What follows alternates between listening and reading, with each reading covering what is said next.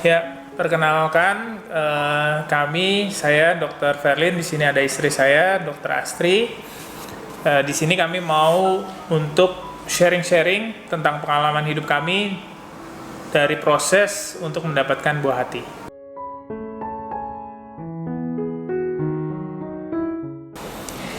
Kami menikah sudah 2,5 tahun saat kita memutuskan untuk memulai program kehamilan.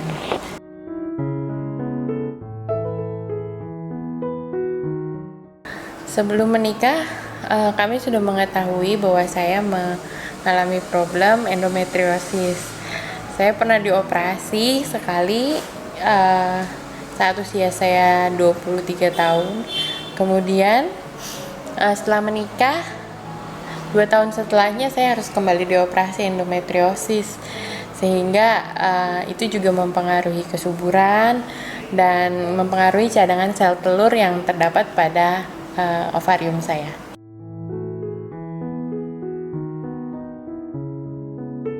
Setelah mengetahui kita punya masalah, kita pasti akan mencari bantuan ya.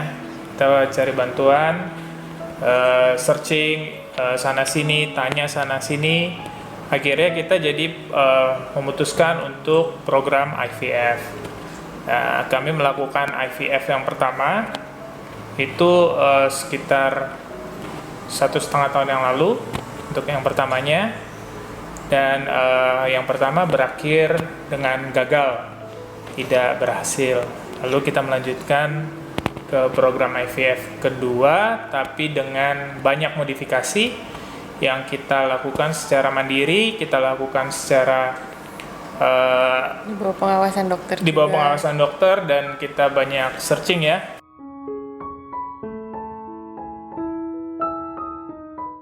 Proses yang kami alami cukup berliku ya.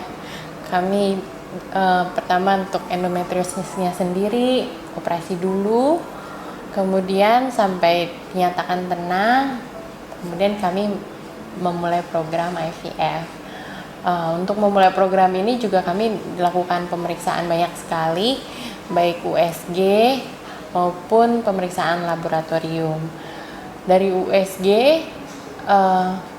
setiap bulan ketika kami mau mulai program itu, sel telur yang matang di ovarium saya itu selalu sedikit gitu ya, hanya 1, 2 gitu, sementara dibutuhkan telur yang banyak untuk dapat dipanen untuk dibuahi nantinya dengan sperma yang sehat gitu. Nah, karena selalu sedikit, kemudian secara laboratorium AMH saya itu rendah dibandingkan orang seusia saya, maka kami juga dikategorikan dengan low AMH yang kasusnya cukup complicated gitu ya. Setelah itu kami berkonsultasi ke beberapa dokter dan sampai akhirnya kami memutuskan untuk berkonsultasi di klinik fertilitas yang berada di Jakarta. Kemudian dilakukanlah proses IVF yang pertama sampai akhirnya kita memanen telur. Pada proses yang pertama itu telur yang didapatkan hanya 1. Jadi hanya 1 itulah kesempatan kita untuk jadi, dan kalau jadi akan ditanam ke rahim. Dan kita memutuskan melanjutkan 1 dengan kesempatan 1 kali itu. Ya, jadi probabilitasnya cuma 1 telur. Nah, kita coba, kemudian fertilisasi dilakukan di lab, dan hasilnya pada hari ketiga telur yang sudah dibuahi itu berhasil dibuahi, tetapi kualitasnya kurang. Dia dibilangnya poor gitu. Jadi kami tunggu sampai hari kelima, ternyata telurnya masih tidak berkembang sesuai harapan, sehingga telur yang sudah diambil satu-satunya itu tidak bisa ditanam ke rahim saya. Itu proses yang pertama. Ya, proses tersebut sempat membuat kami down sih. Kita lanjutkan atau tidak, apakah kita coba lagi. Tapi ya akhirnya kita berusaha menenangkan diri, kita relax. Kita pergi liburan dulu ya.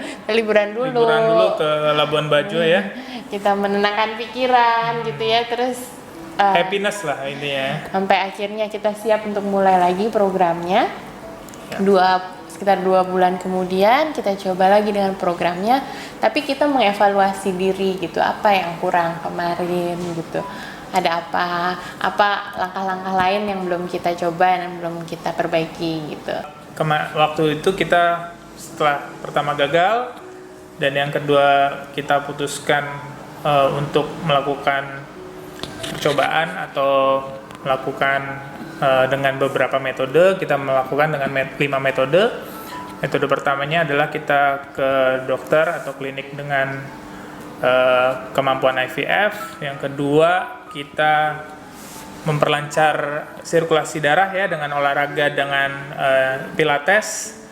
Yang ketiga kita mengatur pola makan yang sehat.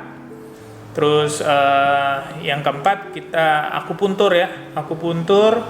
Nah yang terakhir kita melakukan sesuatu hal yang baru di dunia kedokteran adalah proses stem cell.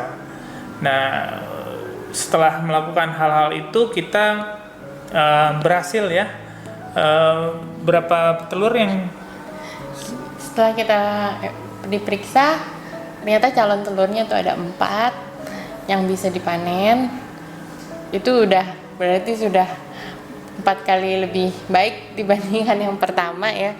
Terus habis itu diambil telurnya, ternyata dari 4 calon telur dapat 3 telur yang bisa dibuahi. Akhirnya dilakukan proses fertilisasi lagi, kemudian hasilnya setelah 3 hari didapatkan bahwa telur-telurnya itu berhasil difertilisasi, 2 telur dalam kondisi excellent, 1 lagi good gitu.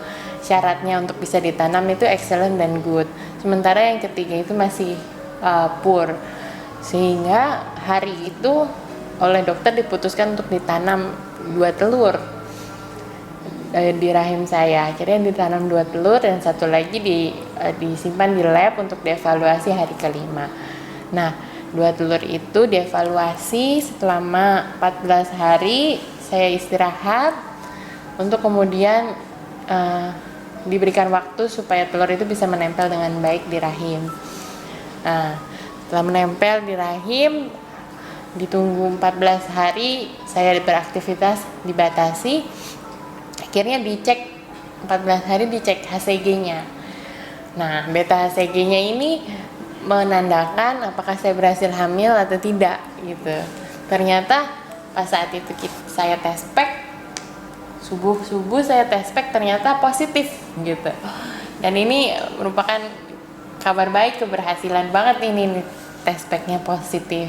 Tapi kata dokter harus tetap ambil lab untuk secara kuantitatifnya, kemudian diambil darah dan dicek beta HCG, ternyata titernya tinggi gitu. Jadinya ini kabarnya baik nih, positif gitu.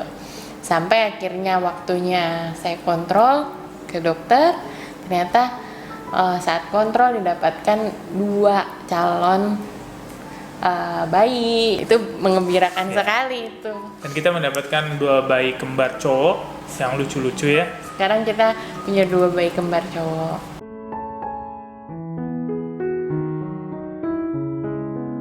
Mengenai terapi stem cell, kita dapat info dari keluarga kita yang bergerak di bidang medis ya, yang menyarankan. Tapi kami juga sebagai praktisi medis, sebagai dokter, kita juga mencari literaturnya, penelitian yang sudah ada. Ya, jurnalnya kita pelajari. Nah, kemudian kami juga berkonsultasi dengan klinik Prostem dengan dokter konsultannya, dan akhirnya kami memutuskan untuk menggunakan sekretom dari stem cell.